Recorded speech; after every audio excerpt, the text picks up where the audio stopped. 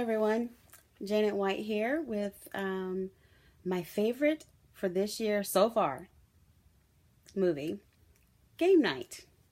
In Game Night, we have Jason Bateman, hilarious, crazy person.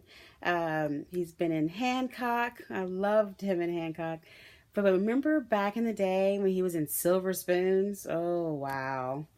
And then, of course, in between, we have Juno, where he was that father who just wasn't ready to have a baby, but wanted to be cool with his guitars. Anyway, I digress. Rachel McAdams opposite him, and she is a actress with a pretty good range because I was looking in her filmology, and I think I remember her in Wedding Crashers for sure, but I'm sorry, I am one of those women who are rare. I will never watch The Notebook. I don't like crying at movies. And then one cool movie that I did see her in was Doctor Strange. And I mean visually cool. Some of the other elements were having trouble, but it was visually beautiful. And to add a little contest, and I do mean contest to this game, Kyle Chandler, who I've loved since Pure Country. Yes, yes, yes, buddy. And who also was quite strapping in Zero Dark 30. He is the brother of Jason Bateman, and those two have been in competition since they were children. So these three are our main protagonists, and the whole thing is centered around games, as you'd imagine, including the way they did the whole studio logo with game pieces falling. It was a really cool effect. I bet that'd be really cool in 3D, but that's me and my geekiness. In the beginning of the film, we see where Rachel McAdams meets Jason Bateman. And actually, let me get you their names because, yeah, you might want to know that, huh? You want to know what their names are?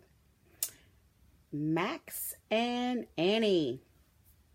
Okay, and just so you know, Jason was Max. Rachel was Annie. Could be confused, so let's slide that in. So they met playing a trivia game because they had the exact same answer, exact same time. And then it goes into this series of amazing transitions. So they fall as they were making out and land through the game Risk. And the next thing you know, they're a couple. Then you go to their wedding reception and they're doing Dance Party 3.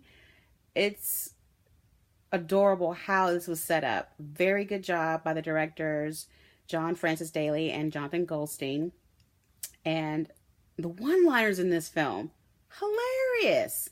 So kudos to Mark Perez, the writer. The actors and actresses really do a good job. There's this one blonde guy, I swear he was, oh goodness gracious, my word, that man was just dumb as toast. And then you got the formidable Danny Houston making a cameo too in this picture. Oh, that's his name, Jesse Plemons. Now he is a creeper in this movie, a serious creeper. He almost made you think for a second that he was Matt Damon, but yeah, creeper. Still plays him very well with the whole movie, and he will crack you up. Pretty much all of them are really nailing their lines. It's very few times that there was a little diphthong in the delivery. You really do enjoy it from moment to moment. And I would say the best part of this film is there's absolutely no holds barred in their clear division for this film to incorporate and blend a suspense thriller with a hilarious comedy. I have never had that experience before, and I've never seen a plane taken down the same way before either. So really good ingenuity and innovation. Of course, some really cool things they did besides the lovely scene transitions was, oh, wait a minute, no, there is one more scene transition that I really loved. Periodically through the film, you're going to see a cool trick. And you know what? I'm not going to tell you. I'm going to let you see that for yourself. And I'm sure you'll know what it is when you see it.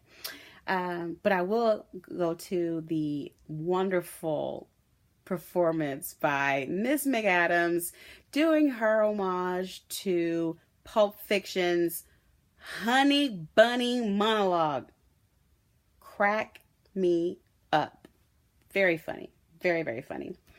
And another last little tidbit, because I don't like to do spoilers. You never have to worry about that with me. I really want you to experience this film as unaffected by what I say as far as your experience of the film. I don't want you to know going in what's going to happen, because it just ruins it. It needs to be a surprise. It needs to be unveiled at the pace the directors and such want to give it to you.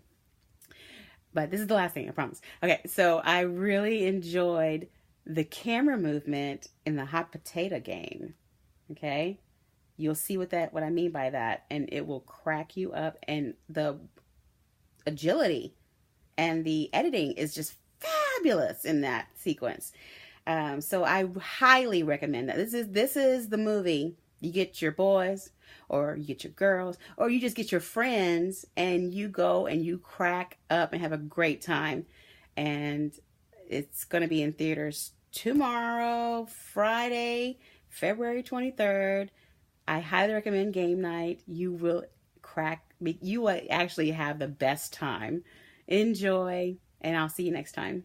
Bye.